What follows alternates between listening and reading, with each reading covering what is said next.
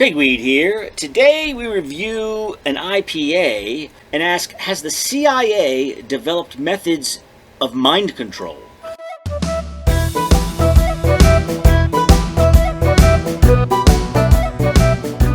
Well, good evening. Good to see you. Good evening, Pigweed. Funny that I'd find you here. Oh, yeah. So what do you think about some beer and conversation? I think it's a great idea. What are we drinking? Well, this is Sculpin India Pale Ale from Ballast Point. It's a very well-regarded Yes, it IPA. is. Yes. Okay. Yeah, so what's on your mind?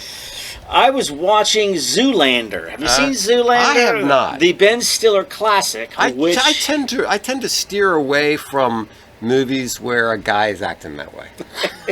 Well, this is more realistic than you could imagine. Yeah? Yes. Okay. It is about a male model who has been programmed, brainwashed into an assassination that he's not aware of until it gets triggered by a particular song. Oh. And that's the kind of thing that the CIA has been working on, and you probably don't even want to know.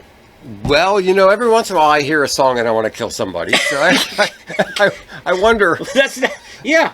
No, it's not like that, but I get where you're coming from. Okay. All right. So what is it? This Sculpin? So this Ballast Point Sculpin IPA is some people regard it as like the peak of IPA-ness. Yeah, it's a top.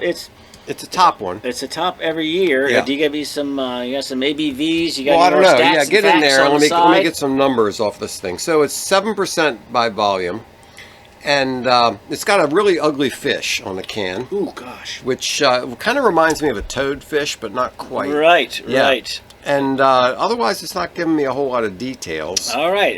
It is from San Diego. Yeah. And it is West Coasty, but it's got a little, color-wise, it's got a little more body, and flavor-wise, it does too. And it's really nice. It's just everything. I mean, yes, it's what you want. It's got the maltiness. It's got the hop aroma. It's got the hop flavor. It's 7% right there where you want it. Yeah, it's kind of like the peak of IPA.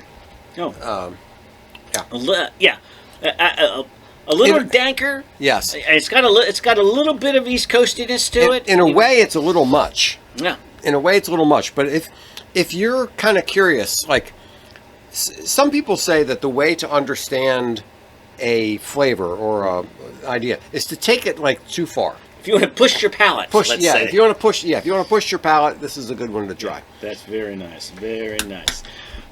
Control the mind, control the mind. Now, let's go back to the beginning of the 20th century. Yeah, that's shortly after I was born.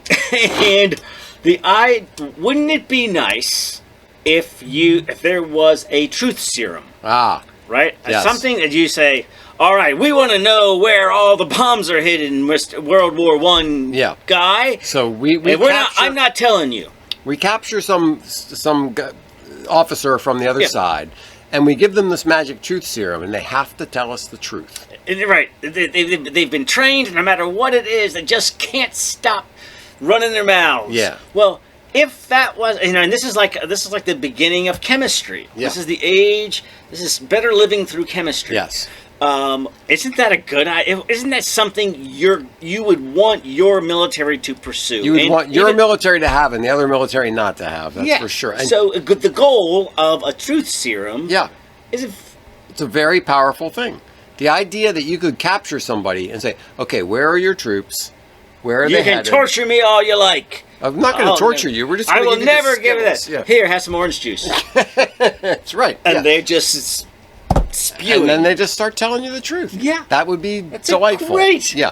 And then you run into situations where you find out that the other side is doing certain things. Like they have secret Rasputin clones hidden away in a closet somewhere who can remotely view your secret meetings in that you're having in a bunker down underneath the Pentagon, because they can do this psychic remote viewing. So like you run into these scenarios where, gosh, if they really have that kind of power, I mean, wouldn't it be nice if we had these things? And oh shoot, the bad guys have this power. Okay, well let's jump to the Korean War. Yeah. And some Korean prisoners. Yeah.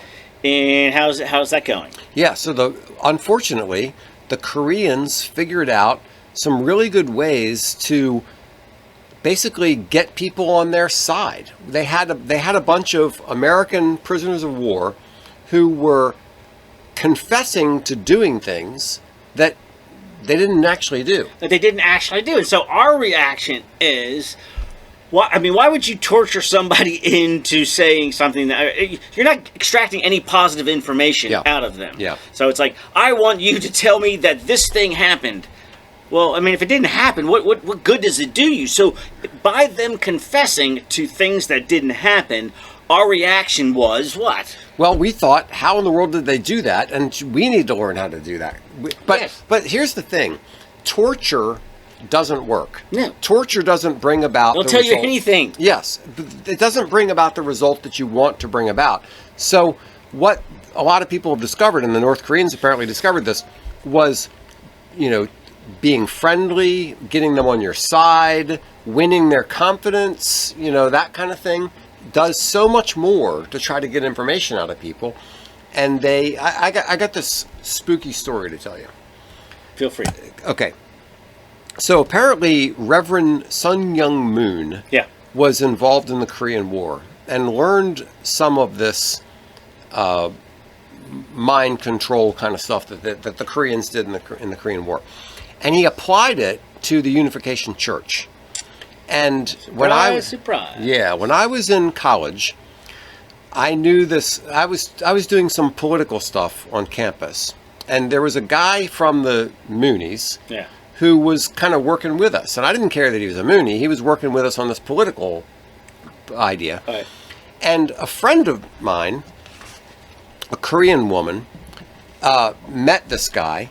He was supposedly he was a handsome young man. He grew up in Korea. He knew Korean. And he started, telling her Korean poetry and singing to her in Korean and doing all this kind of stuff. And I'm like, yeah, okay, fine. Your love life is your own business. But months later, I found out that this girl disappeared for a couple of days. Right. And nobody knew, her friends had no idea where she was. And when they finally found her, she didn't know where she was for these couple of days. She those days were a blank. And it was a mystery for a couple of months until one day on a lark, they were driving around in a different area of College Park, and she said, "Wait, stop the car." That's where I was. Okay. And she points to this house. Right. I was in that house for those 2 days. It turned out to be the local Mooney house. Okay. And basically what this guy had done was kind of hypnotized her. And this is the story, okay? This is the story. He had kind of hypnotized her and got her into this Mooney house where they love bombed her and, made her feel important and blah, blah, blah, blah, blah. And then it didn't work and she left. So I don't know what to make of that story. I don't know if maybe she was actually having an affair with this guy and she didn't want anybody to know. But the story is that they were kind of using Mooney mind control techniques to get her to become a Mooney. I wouldn't be surprised. I know. I mean, there's a lot of things you can do to manipulate somebody just by lowering their defenses, getting them to believe that you love them, that you're on their side, that all that kind of stuff. So if sort of like the truth serum, which didn't, sodium pentothal, I think, was always something that they talked about. Anyway, if the CIA suspects that there are techniques, and like you referenced, that the other side is already doing that. Exactly. They get a whiff of, wait a minute, what are they doing over there? Oh no, they've got ways of controlling minds. We've got to have that power. We have to. Yeah. They have ways of remote viewing. Yeah. So that you could just be in the embassy in Moscow and then walk the halls of the cave. Well, we've got to find out if that. Yeah. Now, the interesting thing. So there's two things. So, just 1 second, just to set the whole thing up. The view of MK Ultra, which is the CIA mind control program, and the CIA in general, and all of this is either poo-pooed and men who stare at goats comedy movies because it's so silly that you could think that you could do that, or it's a nefarious project by the CIA who taking advantage of poor people as guinea pigs. Yeah. Or it's somewhere, I used to always think the MK Ultra stuff was invented for movies. Like, I didn't know it was a real thing. Right. I thought it was just something that people made up so that they could put it in some crazy spy movie. And when I found out, no, actually, the MK Ultra was a real thing that CIA did, I was very surprised. But one of the things that's interesting to me is the distinction between two types of issues that the CIA was exploring. On the one hand, you have, in a sense, let's divide it between the secular side and the spooky side. Like on the secular side, you've got psychological techniques, you've got drugs, you've got, I don't know, things that are still just solidly, you don't have to believe in some weirdo stuff. It's just, you're using chemistry. On the other side, you've got this remote viewing, you've got the psionic, powers, you've got this other... You can kill a goat with your mind. Exactly. So you've got this, and the fear was the Soviets are developing this stuff. The North Koreans are developing Even this the French were working on it. Yeah. So they're our allies, but they're not going to... They have their own secret spook operation. Intelligent people probably said, what are you talking about? Nobody can do that kind of crap. But then somebody would say, well, wait a minute. But what if they can? Yeah, exactly. Yeah. Yeah. Well, the Russians are working on it. Exactly. And they're not stupid, and they're spending all this money on it. Yeah. So we spent lots and lots of money to get the CIA to investigate weird, crazy stuff. All right. However, just like Operation Paperclip, which brought in all of these rocket-experienced Nazis, right? Within this group or similar to this group, are people who have done, who have developed LSD, this new chemical that we're not really sure what to do with it, we're not sure what it does. Seem like it affects the mind. So, as a chemist who is trying to solve like migraine headaches or whatever, they're like, we've synthesized this thing. It doesn't seem to have any physical effects. It only affects the brain. Does it now? Right. Yes. So we have ourselves a new arsenal. Let's figure out how it affects the brain. And they did and of course, and like everything else throughout history, it's like, wow, that's really so. A dynamite can blow a hole in a mountain so we can mine. Can we kill people with it? I mean, like whatever we come up with is like it's like, oh, that's helpful. But can it be used as a weapon? And LSD. They did all kinds of weird experiments with LSD. There was one, this it's almost embarrassing to say it. There was one program called Midnight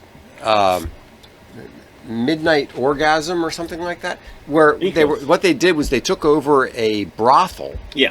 And they got the women in the brothel to give LSD to their clients and like experimented on the clients. Yes. They did all kinds of weird stuff.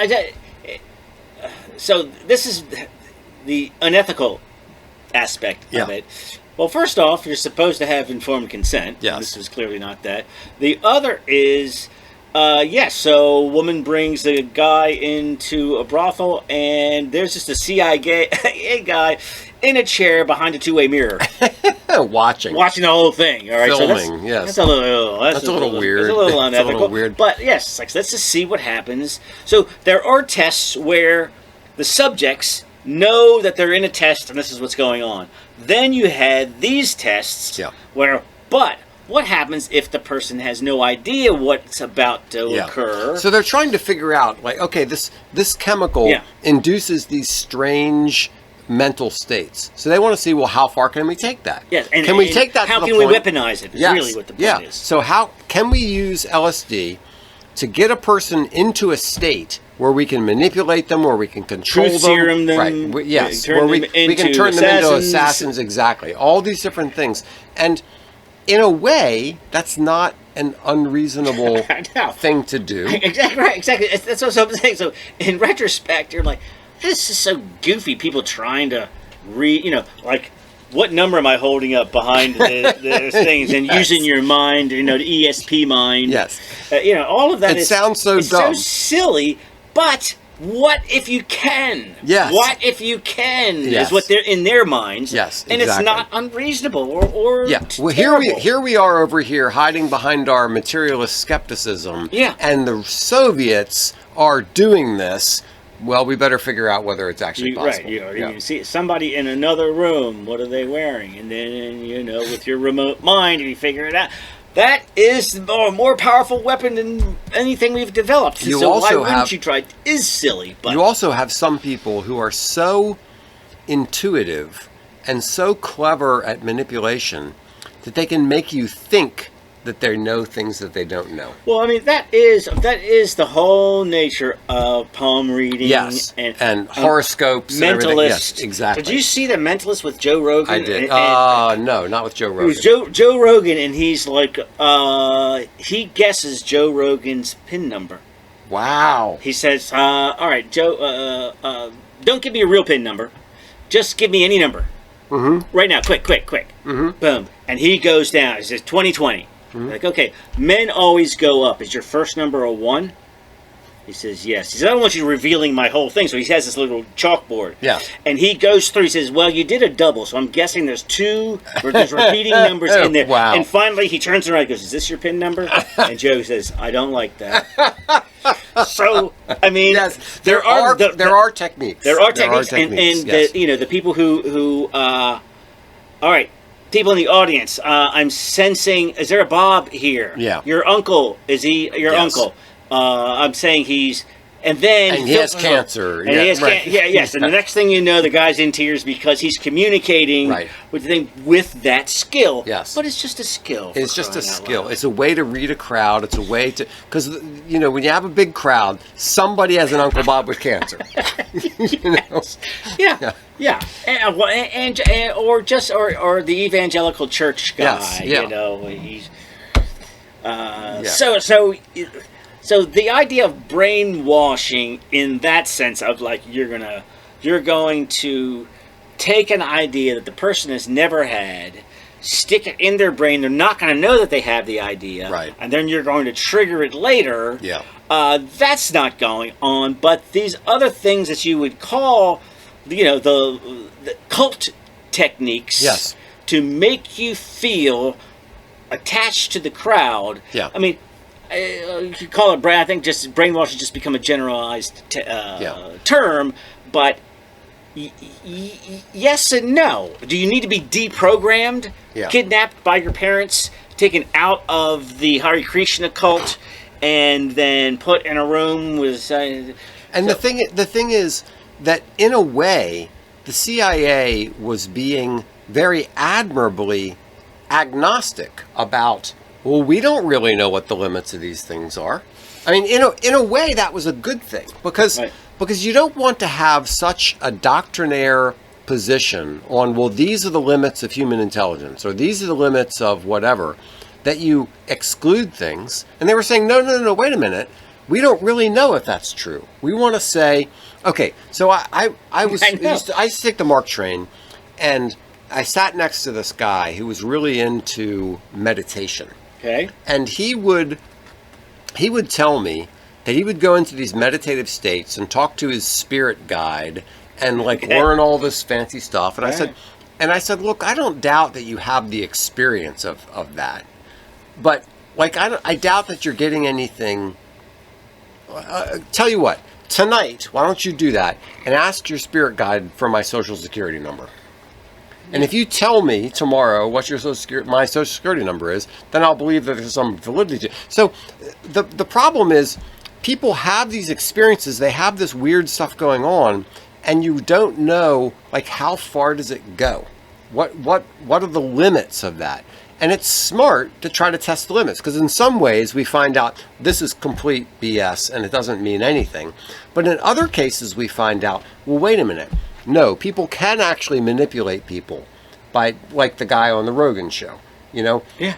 So distinguishing what can be done and what can't be done, where are the limits? How far can LSD take a mental state? Yeah, you know? which turns out to be nowhere. Yeah. But why wouldn't you try that? Yes, exactly. Except there is the informed consent. So first off, dosing people who don't know anything. Yeah. Then there's the ones that you're just sort of vaguely telling them what they're about to take. You know, right. They're in prison. I mean, well, what else am I doing today? You can see from a scientific point of view why you would want to dose somebody who doesn't know. Yeah, your double-blind study. Exactly. Right? Yeah. Because if you say, look, these are the effects that we're anticipating. I need your consent. You need to read this whole document. It tells you all the crazy things. No, that's not going to really help your experiment. That's not right. That's not how we're planning to use this in the future. We're going to use it on a captured Soviet spy who doesn't know that he's getting this drug. Right. And so one of the famous events was dosing everybody at a party. Wow. And what they've discovered is most people, have a pretty long buzz and then get over it, and some of them, something snaps and they're triggered into this other psychotic state that doesn't go away. And the famous story of the guy who bunny ears jumped from a window. Yeah. So, and maybe he did, just because he just couldn't. He's been on this high for 3 days. Everybody else was done in 6 hours. Yeah. He's on his 3rd day, and he just can't take it anymore. Or is the CIA going, this guy's a liability, right? And maybe he's better off outside the window. So, and supposedly, it's hard to predict what somebody's reaction is going to be when they take some of these hallucinogenics. Some people have a very good experience. Some people have a really freaky experience, and we just didn't know back in those days. And you're just trying to figure it out. Where did I read? I think oh my God, this article here where they said it got so. Here you go. The CIA was so enamored of acid, the agency had to issue a memo instructing that punch bowls at the office Christmas parties were not to be spiked. Memo. I know it's fun. Everybody's having a good time here. We're not going to do this. Last Christmas. No LSD in the eggnog. Was a disaster, and we don't want to do that again. So yeah, but you can see that you don't want to do that. So I guess, I mean, first of all, I was shocked to learn that these things were actually true. I thought that it was some crazy conspiracy theory. Just at the words MK Ultra, which is too fun and sexy to. Yes, I thought it was stuff from spy movies. I didn't think it was real. So to realize that the CIA actually did these things was very interesting. But then the more I thought about it, I thought, well, okay, I guess it makes sense that they did it. I mean, they did some wicked things, as you say, no consent, and they really mess with people's lives, and they didn't seem to care that they were messing with people's lives, and that's all pretty nasty. But I guess the thing that really sticks with me is, what does that, like, do we think that there was the Church Commission and they looked at all this stuff and they said, oh, you can't do MK Ultra anymore, and now the CIA is all sweetness and light and they don't do anything nasty anymore? Yeah, right. I'm sure they do all kinds of nasty things. I'm sure they do. But they move beyond, I think, recognizing that LSD. There was a quote from or an interview with John Lennon going, we have the CIA to thank for the LSD, which ended up part of. So this was to get people to tell the truth. Yeah. Now it filtered out into the society and was now part of the hippie culture. Wow. Yeah. And good job there. Good job, CIA. Yeah. But it makes you want. I've heard some. I try not to listen to too many conspiracy theory kind of things, but every once in a while I listen to stuff that's, borderline. And you hear all these stories about what the CIA has done in the past, and you wonder, how do I know they're not doing that kind of stuff anymore? How do I, like, who is controlling them? Who is watching over them? Who's auditing them? Watchers.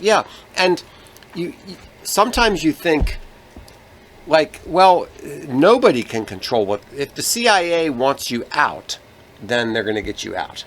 You know, they're gonna get you assassinated. They're going to get you out of power. They're going to something.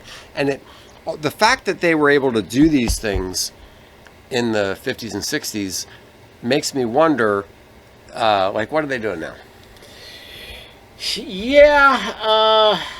You mean in the area of mind control, or you just mean more broadly? No, I just mean in the sense of having no ethical constraints. You know, so they were doing all these things without consent. They were doing horrible things to people. Yeah. They were ruining people's lives because they were trying to find an answer to a question that they thought was in the national interest. They thought, we better figure this out, and if a couple people get messed up along the way, too bad, right? I mean, so does that become an institutional attitude where they think, well, who cares? Yeah, exactly. Who cares if we're killing a few people? Right, look.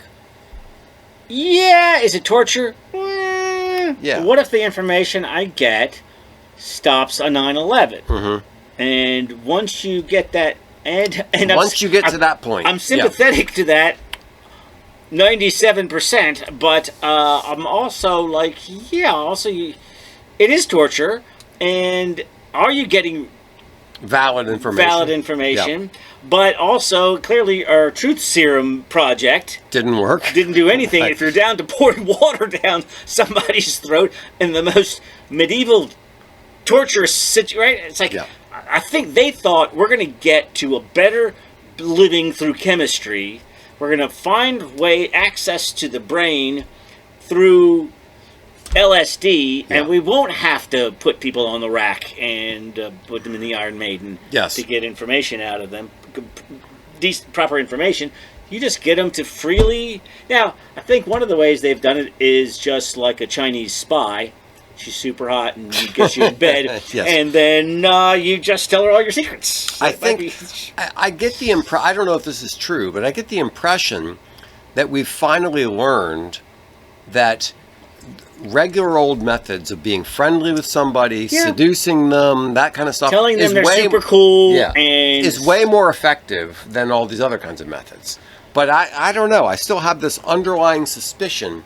If these bastards did this stuff back then, what are they doing now? Well, they can't see. They're like, dang it, we can't see through walls. We can't. We can't drug somebody. Have you ever been to a hypnotism show? It's quite impressive. It is. It is. It's pretty amazing what they can get people to do. Just random people.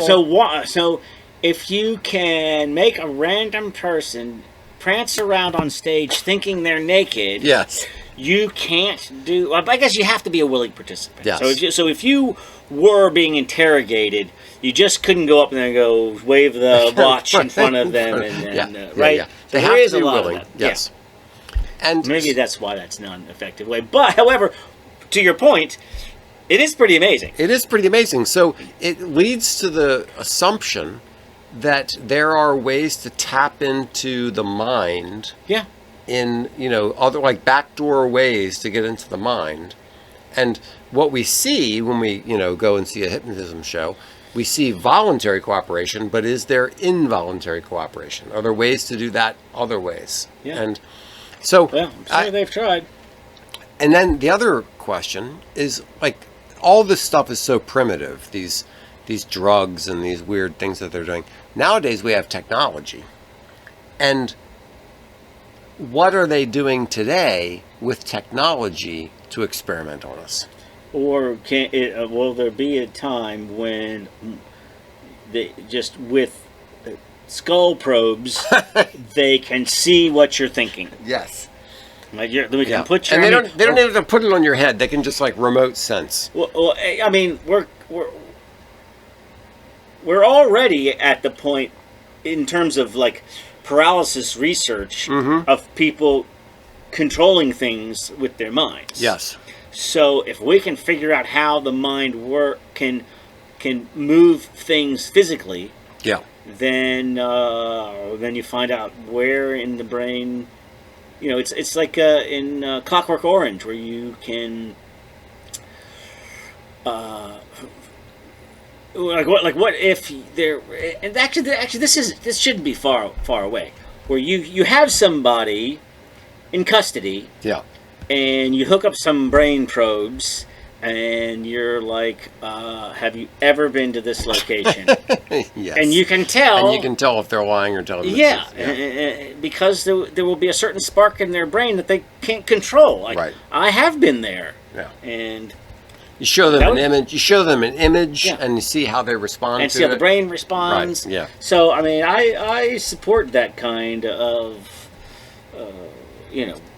of pursuit, as long as you're not drilling into the heads of a person who's not voluntary submitting to it. But that kind of a lot of these things, a lot of modern science started out in a very barbaric setting, like psychiatry. Right. Psychiatry was really, really scary. And so a lot of these, like what the CIA used to do, we read these stories about MK Ultra and all this stuff, and it was scary and nasty and horrible.